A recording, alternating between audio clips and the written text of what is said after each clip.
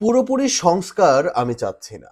আমি চাচ্ছি কিছু গুরুত্বপূর্ণ সংস্কার শেষে নির্বাচন দেয়া হোক। তার কিছু উদাহরণ আমি আপনাদের সামনে তুলে ধরছি। দর্শক, একটা সংবাদ আমার সামনে গত ১৫ই ডিসেম্বর আমার সামনে একটি সংবাদ এসছে। সেটি হচ্ছে বাংলাদেশীরা বিদেশে চিকিৎসায় বছরে ব্যয় করে ৳৫০০ কোটি। বাংলাদেশীরা বিদেশে চিকিৎসার জন্য বছরে $৫০০ কোটি বেশি খরচ করেন বলে জানিয়েছে বাংলাদেশ ব্যাংকের governor doctor Ahsan H Mansur. তিনি বলেন, উন্নত স্বাস্থ্যসেবা ব্যবস্থার কারণে বাংলাদেশীদের প্রাথমিক গন্তব্য ভারত ও থাইল্যান্ড। এখন ভারতের সঙ্গে সম্পর্ক অনেকটাই তেতো হয়ে গেছে। সো মানুষ থাইল্যান্ড, সিঙ্গাপুর, অন্য কোনো রাষ্ট্রের দিকে কিন্তু ঝুঁকছে। সম্প্রতি আমার কাছে একটি সংবাদ এসছে, সেটি হচ্ছে যে পাকিস্তানের লিভার অ্যান্ড কিডনি এই ২ টি চিকিৎসাই এত উন্নত এবং আমার কাছে ২-৩ জন ব্যক্তি যে এই কথাটি বলেছে যে তারা সামনে পাকিস্তানে তাদের লিভার, কিডনি এবং অ্যালার্জি রিলেটেড চিকিৎসার জন্য যেতে চান। কারণ এরপর আমার একটু আগ্রহ তৈরি হয়েছে এবং আমি আ গুগল করে দেখলাম যে বেসিক্যালি কথাটি সত্য যে Pakistan liver, kidney, cancer and অ্যালার্জিতে তাদের চিকিৎসা সেবায় অনেকটাই এগিয়ে গেছে। এখন কিছু লোক তারা আগ্রহ প্রকাশ করেছে যে তারা যদি আ প্লেন ফেয়ার থেকে নিয়ে সবকিছু যদি একটু সাধ্যের মধ্যে চলে আসে, তবে তারা হয়তোবা পাকিস্তানে এই অ্যালার্জি, আ লিভার, কিডনি চিকিৎসার জন্য যেতে চান। যেহেতু ভারতে ভিসা সংকটে রয়েছে। অন্যদিকে থাইল্যান্ড তো মানুষের পছন্দের একটি জায়গা এবং তারপর সিঙ্গাপুর।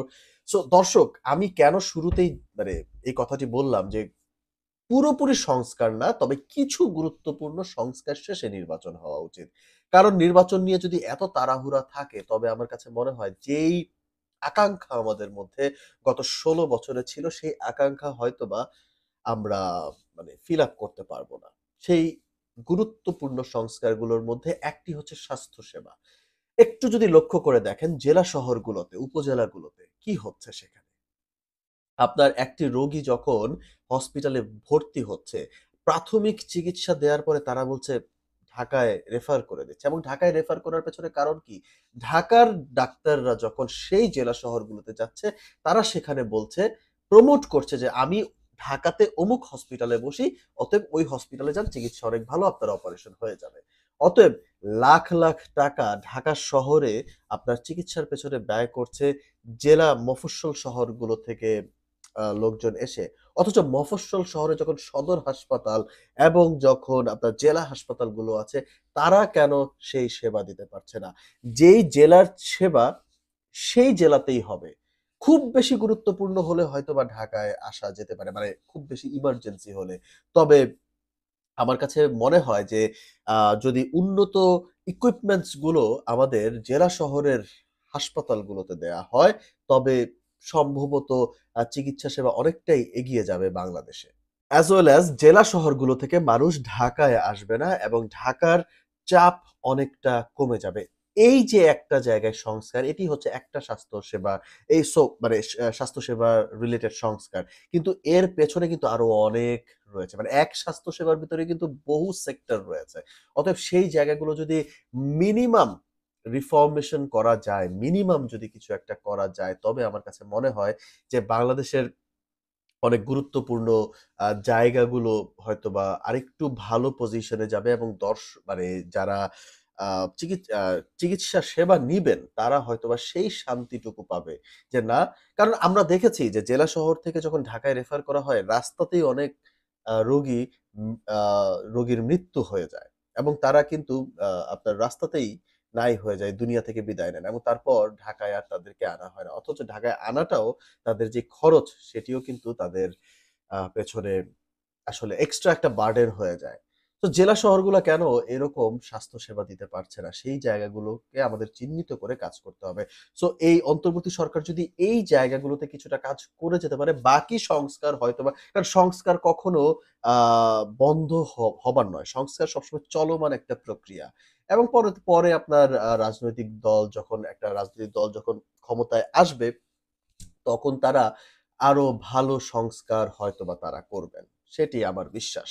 এটা গেল একটা সংস্থা। দ্বিতীয়ত হচ্ছে দর্শক, আমি যখন ঢাকা ৩০০ ফিট হয়ে যখন কাঞ্চন ব্রিজ থেকে আসি, রাস্তার যেই কাজগুলো রয়েছে এবং ঘন্টার পর ঘন্টা যে জ্যাম, হ্যাঁ? মানে যানজটে আমাদেরকে আটকে থাকতে হয়।